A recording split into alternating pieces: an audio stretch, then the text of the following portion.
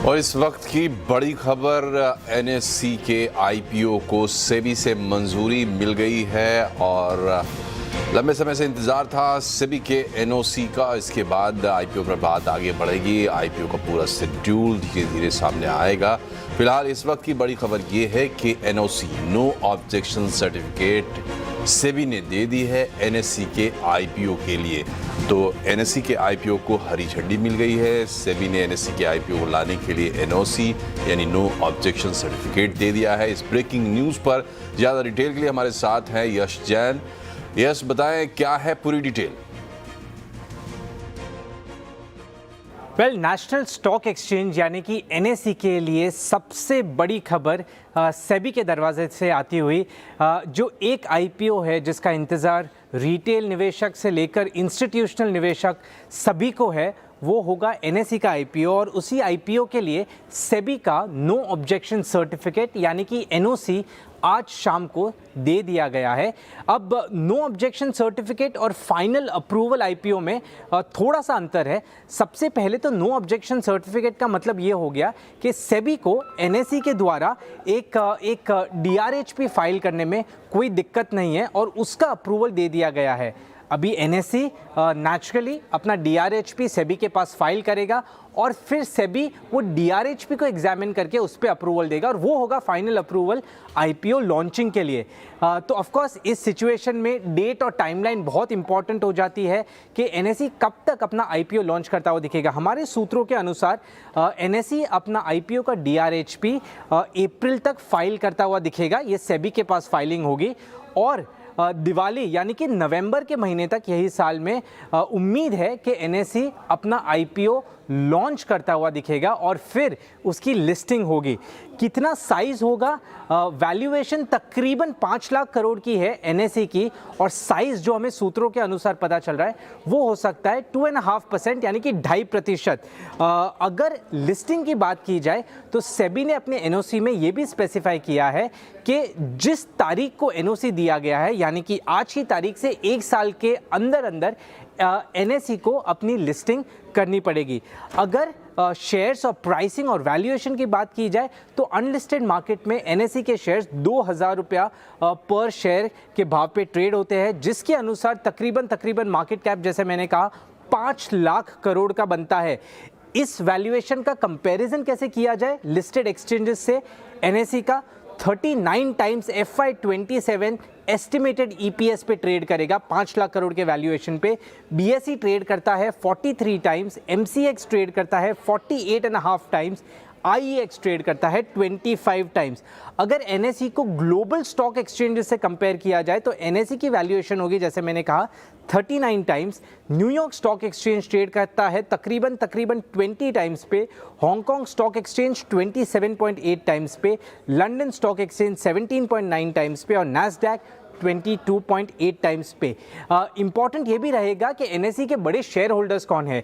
LIC तकरीबन 10.7% हिस्सा NSE में होल्ड करता है। स्टॉक होल्डिंग कॉर्पोरेशन 4.5% हिस्सा, एसबीआई कैपिटल तकरीबन 4.5% हिस्सा, SBI state bank of India 3% से कुछ ऊपर का हिस्सा होल्ड करता है, जीआईसी 1.64%, ओरिएंटल बैंक और new India assurance 1.42% each NSE में होल्ड करते हैं। एनएसई के पास अनलिस्टेड में सबसे ज़्यादा रिटेल सब्सक्राइबर्स है, अभी भी 1.7 लाख शेयर होल्डर्स। इसमें से कुछ नाम रेखा झुनझुनवाला, आरके दमानी, सचिन तेंदुलकर और शाहरुख खान जैसे दिग्गज शेयर होल्डर्स की तरह शामिल है।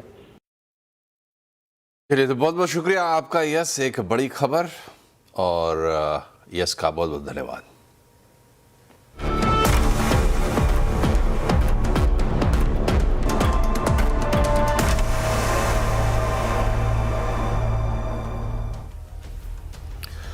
नमस्कार, आपका बहुत बहुत स्वागत है बजट का स्पेशल बुलेटिन सीएनबीसी आवाज पर। मैं हूं मनोज श्रीवास्तव। शुरुआत करते हैं बजट की हेडलाइंस के साथ। देश को बजट का इंतजार, बजट में दिख सकती है आर्थिक सर्वे की झलक, स्वदेशी और मैन्युफैक्चरिंग पर हो सकता है जोर। डीप टेक स्टार्टअप्स और आर्टिफिशियल इंटेलिजेंस को बढ़ावा देने के लिए बजट में खास ऐलान की उम्मीद। स्टार्टअप का दायरा बढ़ाने और इनोवेशन पर हो सकता है जोर। बजट में ड्रोन और एविएशन सेक्टर को मिल सकती है नई उड़ान। ड्रोन सेक्टर के लिए नई स्कीम और उड़ान के अगले चरण के ऐलान की बढ़ी उम्मीद। बजट पर दिख सकता है ऑपरेशन सिंदूर का असर। डिफेंस सेक्टर के खर्च में हो सकती है बड़ी बढ़ोतरी। स्वास्थ्य के मोर्चे पर बजट आवंटन में हो सकती है बड़ी बढ़ोतरी। बजट में हेल्थ को लेकर नए प्रोग्राम शुरू होने की उम्मीद।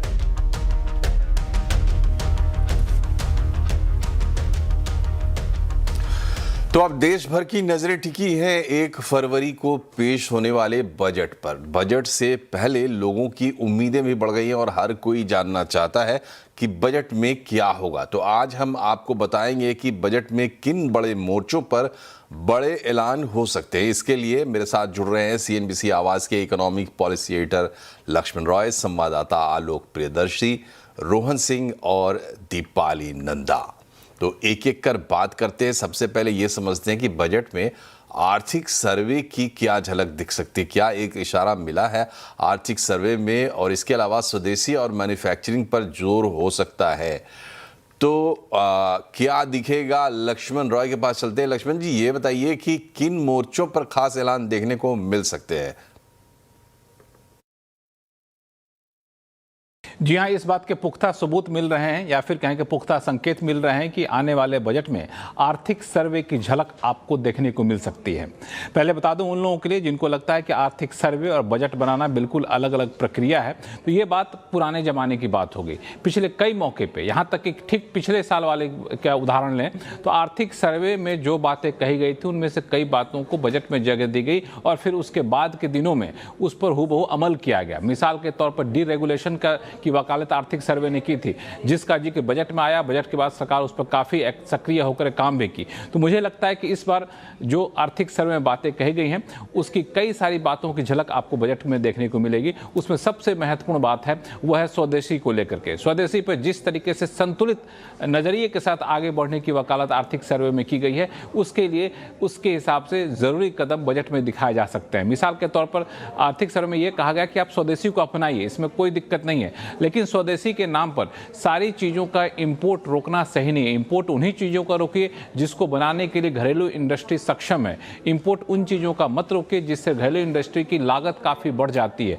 तो ये एक बहुत ही बैलेंस्ड अप्रोच की वकालत आर्थिक सर्वे ने की है। तो इस हिसाब से उसी अप्रोच की झलक आपको बजट में देखने को मिल सकती है, चाहे indirect tax, export import duty के में फेरबदल की बात हो, या फिर स्वदेशी के लिए जो घरेलू मोर्चे पर भारत जिन जिन सेक्टर में ज़्यादा मजबूत है उन सेक्टर को ज़्यादा बढ़ावा देने की बात हो। मिसाल के तौर पर टेक्सटाइल सेक्टर, गारमेंट सेक्टर, ये सारे ऐसे सेक्टर हैं, केमिकल सेक्टर, ये सारे ऐसे सेक्टर हैं जहाँ पे भारत के सामानों के का विदेशी बाज़ारों में काफ़ी ज़्यादा बोलबाला रहता है, डिमांड रहती है। तो इन सेक्टर पर काफ़ी फोकस होता हुआ आप बजट में देख सकते हैं। एक और चीज़, आर्थिक सर्वे ने रिसर्च एंड डेवलपमेंट पे काफ़ी फोकस देने की बात की है, स्किल डेवलपमेंट पे फोकस करने की बात की है। तो वो उसका असर भी आपको बजट में देखने को मिल सकता है। स्किल डेवलपमेंट के लिए, रिसर्च एंड डेवलपमेंट के लिए सरकार यहाँ पे आवंटन बढ़ाता हुआ आपको दिख सकती है। नए नए सेक्टर जो हैं, जो उभरते हुए सेक्टर हैं, उस पर विशेष जोर आपको देखने को मिल सकता है। तो मुझे लगता है ये जो बजट होगा उसमें आप आर्थिक सर्वे की कई सारी बातों का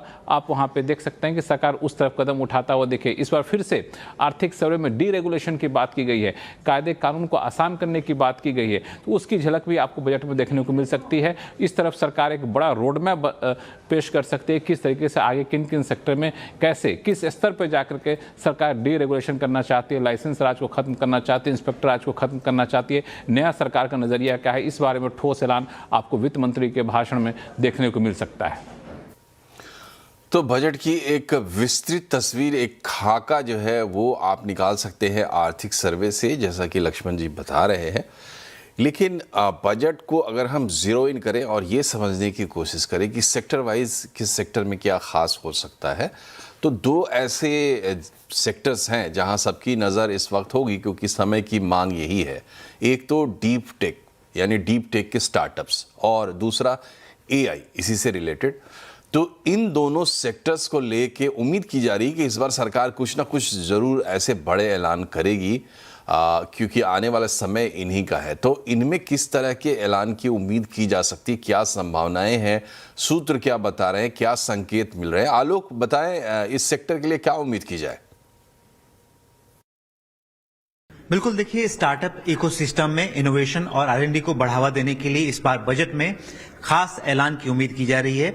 इसमें फंड्स ऑफ फंड्स के तहत एडिशनल एलोकेशन भी शामिल है। दरअसल सरकार इनोवेशन और डीप टेक और आर्टिफिशियल इंटेलिजेंस को प्रमोट करने के लिए इस बार स्टार्टअप के डेफिनेशंस को एक्सपैंड यानी कि इसका दायरा बढ़ा सकती है। इसमें कई तरह की जो कंपनियां हैं, कोऑपरेटिव्स हैं, इनको भी शामिल किया जा सकता है, ताकि खासतौर से जो सरकार की मंशा है कि quantum technology, space technology, robotics और जो डिफेंस है, इसमें ज्यादा से ज्यादा स्टार्टअप्स आगे आएं और इनोवेट करें, ताकि मार्केट रेडी सॉल्यूशन मिल सके और साथ ही साथ जो इंडियन स्टार्टअप्स हैं वो ग्लोबल स्केल हासिल कर सकें।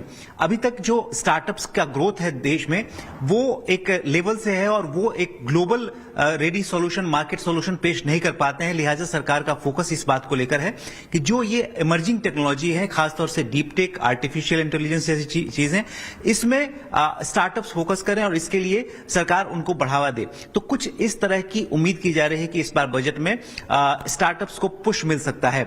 इसके अलावा जो फंड्स हैं, फंड्स ऑफ फंड्स के तहत 10,000 करोड़ रुपए का एडिशनल एलोकेशन भी इस बार किया जा सकता है, ताकि जो समय समय पर जो स्टार्टअप्स को आर्थिक जरूरत होती है, उभरते स्टार्टअप्स को उनकी जरूरतों को पूरा किया जा सके। तो कुल मिलाकर सरकार का फोकस इस बार यही है कि स्टार्टअप इकोसिस्टम में एक बड़ा बदलाव हो, जो इमर्जिंग टेक्नोलॉजीज हैं, जो AI है, इन सब चीजों पर ज्यादा फोकस स्टार्टअप्स करें और इस क्षेत्र में भारत पूरे ग्लोबल स्तर पर काम करे और ग्लोबल स्तर पर जो भारतीय स्टार्टअप्स हैं उनका नाम हो।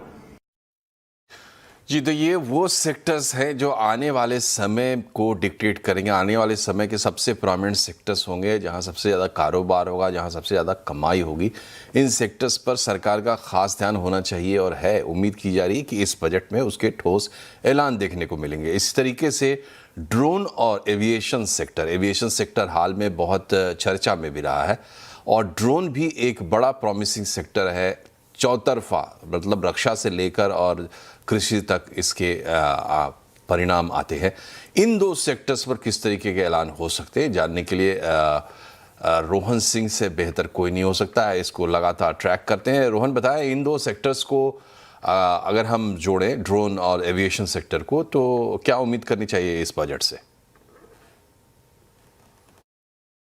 जी, एविएशन के लिए बजट में एक बहुत बड़ा फोकस इस बार हो सकता है एरोस्पेस मैन्युफैक्चरिंग के ऊपर, फिर चाहे वो ड्रोन सेगमेंट हो या फिर एयरक्राफ्ट कंपोनेंट्स होगा। इनकी मैन्युफैक्चरिंग को बूस्ट करने के लिए पॉलिसीज़ की घोषणा की जा सकती है। अगर ड्रोन सेगमेंट की बात करें तो एक ड्रोन मैन्युफैक्चरिंग स्कीम की घोषणा की जा सकती है, जो पिछली ड्रोन PLI स्कीम की जगह लेगी, लेकिन इसका स्कोप काफ़ी ज़्यादा बड़ा होगा और साथ ही इसका जो एलोकेशन है वो भी पहले के मुकाबले काफ़ी ज़्यादा होगा। अगर स्कीम में जो मुख्य फोकस रहने जा रहा है वो ड्रोन कंपोनेंट्स की मैन्युफैक्चरिंग पे रहेगा, और जहां पिछली स्कीम में सेल्स लिंक्स इंसेंटिव दिया जाता था, यानी कि जितने ड्रोन मैन्युफैक्चर होते थे और जितनी की बिक्री होती थी उसकी एवज में इंसेंटिव दिया जाता था, वहीं इस बार जो केपेक्स इन्वेस्टमेंट है, अगर कोई कंपनी ड्रोन या ड्रोन कंपोनेंट बनाने में इन्वेस्ट भी करना चाहती है तो जितना वो इन्वेस्ट करती है उसकी एवज में इंसेंटिव देने की योजना सरकार बना रही है। साथ ही पूरे इकोसिस्टम को ड्रोन के ये सपोर्ट करेगी, जिसमें से कि ड्रोन एज अ सर्विस, इसके अलावा ड्रोन में research and development, anti drone technology, drone components और ड्रोन सॉफ्टवेयर, ये सब कुछ इंक्लूडेड होगा जो इस पॉलिसी के द्वारा सपोर्ट किया जाएगा। और साथ ही एक टाइम बाउंड स्कीम होगी और कोशिश की जाएगी कि जो ड्रोन का मार्केट अभी है वो कई गुना ज़्यादा बढ़ सके। इसके अलावा जो स्मॉल एयरक्राफ्ट होते हैं उनकी असेंबली लाइन लगाने पर भी सरकार इंसेंटिव देने पर विचार कर रही है, जिसकी घोषणा इस बार बजट में हो सकती है। और साथ ही जो एयरक्राफ्ट कंपोनेंट्स हैं उनको खास तौर पे पुश दिया जा सकता है इस बार बजट में, उनके मैन्युफैक्चरिंग को भी सरकार इंसेंटिवाइज कर सकती है। एक और जो बड़ी घोषणा हो सकती है वो रीजनल कनेक्टिविटी के लिए हो सकती है। उड़ान स्कीम का जो अगला चरण है उसका रोड मैप आपको दिख सकता है। नए नए जगहों पे ग्रीन फील्ड एयरपोर्ट्स को बनाने की घोषणा की जा सकती है।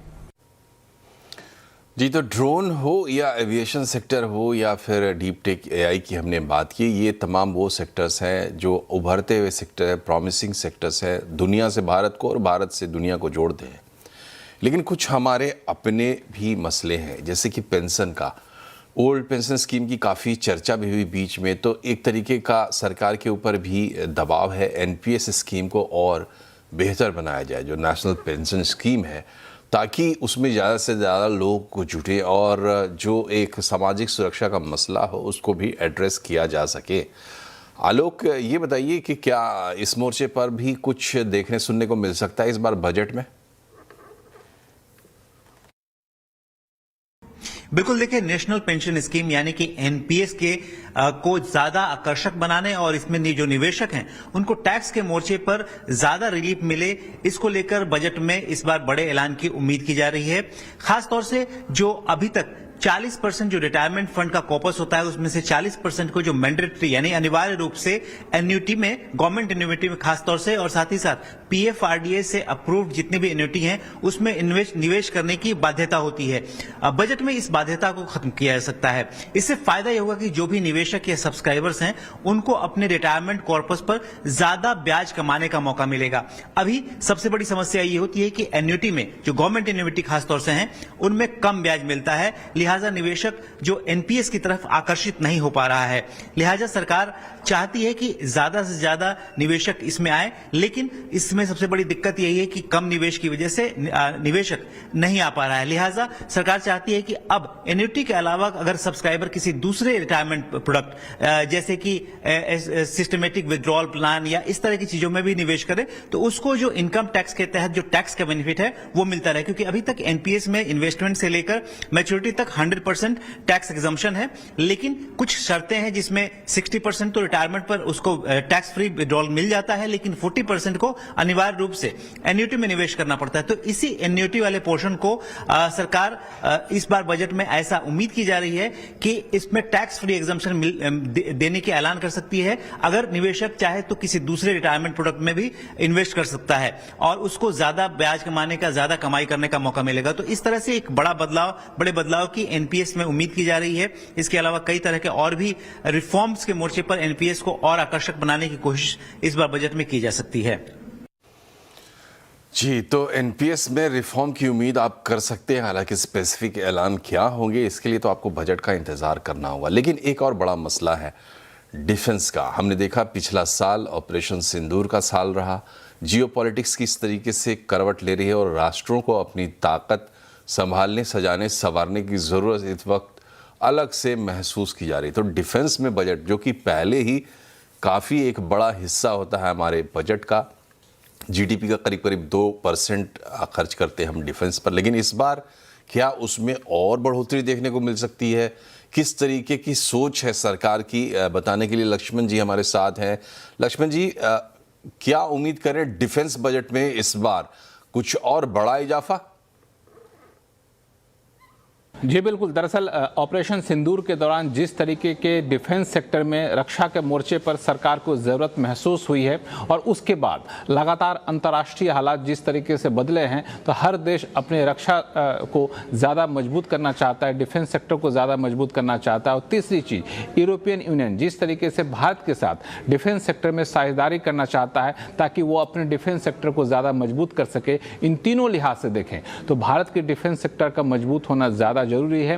डिफेंस प्रोडक्शन को काफी बढ़ाया जाना जरूरी है और इस बात का एहसास सरकार को हो चुका है। तो इन तीनों चीजों की झलक देखते हुए मिला करके डिफेंस सेक्टर पर विशेष फोकस आप आने वाले बजट में देख सकते हैं। अब विशेष फोकस की जब मैं बात करता हूं तो इसमें सबसे बड़ी बात यह होगी कि डिफेंस सेक्टर में सरकारी आवंटन, बजट का एलोकेशन काफी ज्यादा बढ़ सकता है। डिफेंस मंत्रालय को उम्मीद है कम से कम 20% डिफेंस का एलोकेशन बढ़ सकता है। अभी ये 6.81 लाख करोड़ रुपए है, इसमें एलोकेशन बढ़ेगा। एलोकेशन ज़्यादा बढ़ेगा, इसमें भी अलग अलग सेगमेंट होते हैं। ज़्यादा लोकेशन, ज़्यादा आवंटन बढ़ सकता है आपको कैपेक्स में, जहाँ पे कैपिटल एक्सपेंडिचर हो, जहाँ पे डिफेंस सेक्टर को, डिफेंस इक्विपमेंट बनाने वाली कंपनियों को मैन्युफैक्चरिंग प्लांट को बढ़ाना हो, नए प्लांट लगाना हो, उनकी उत्पादन क्षमता बढ़ाना हो, इस पर जोर हो सकता है। दूसरा, डिफेंस सेक्टर में रिसर्च एंड डेवलपमेंट, स्टार्टअप को बढ़ावा देने पर खास जोर हो सकता है। तीसरी बात, डिफेंस सेक्टर में निवेश कैसे लाया जाए, खासतौर से विदेशी निवेश कैसे लाया जाए, इस पर विशेष जोर आप देख सकते हैं इस बजट में। और इसमें यह समझा जा रहा है कि डिफेंस सेक्टर में FDI एफडीआई की सीमा उन कंपनियों के लिए जिनके पास पहले से लाइसेंस है डिफेंस इक्विपमेंट बनाने के लिए, उनके लिए एफडीआई की सीमा ऑटोमेटिक रूट से 49% से बढ़ाकर 74% तक किया जा सकता है। डिफेंस सेक्टर में एफडीआई की परिभाषा सरकार बदल सकती है ताकि ज़्यादा से ज़्यादा निवेश आए, ज़्यादा से ज़्यादा प्रोडक्शन हो और प्रोडक्शन से ना सिर्फ डिफेंस सेक्टर में आत्मनिर्भर बने बल्कि डिफेंस सेक्टर में डिफेंस इक्विपमेंट के इंपोर्ट एक्सपोर्ट करने में भी हम काफ़ी आगे बढ़ चढ़कर दुनिया के दूसरे बाजार में अपने सामान को बेच सके। इस लक्ष्य के साथ डिफेंस सेक्टर पर विशेष फोकस हो सकता है बजट में। जी, तो डिफेंस में चाहिए आत्मनिर्भरता, साथ ही साथ डिफेंस से एक्सपोर्ट एक बड़ा मकसद है, सरकार का लक्ष्य रहा है, घोषित लक्ष्य है। तो उम्मीद है कि इस बार बजट के बाद जोरदार चर्चा होगी डिफेंस के बजट पर, उसमें जो ऐलान होने वाले हैं। बहरहाल हम थोड़ी सी आम जनता की बात करते हैं और स्वास्थ्य की बात करते हैं। एक बड़ा कंपोनेंट बजट का है और होना चाहिए। मांग ये है कि स्वास्थ्य में एलोकेशन और बढ़ना चाहिए। तो किस तरीके के ऐलान या किस तरीके के नए प्रोग्राम या फिर जो पुराने प्रोग्राम्स हैं उनमें किसी तरह का विस्तार या उनमें ज़्यादा आवंटन क्या देखने को मिलेगा? हेल्थ सेक्टर को लगातार ट्रैक करती हैं दीपाली, मंत्रालयों के संपर्क में भी रहती हैं। क्या संकेत मिल रहे हैं दीपाली आपको? निर्मला जी के पिटारे से क्या कुछ निकल सकता है हेल्थ के लिए? जी बिल्कुल, मोदी सरकार के कार्यकाल में जिस तरह से हमने देखा कि हर साल बजट में जो स्वास्थ्य के लिए एलोकेशन है वो बढ़ता हुआ ही दिखाई दिया है।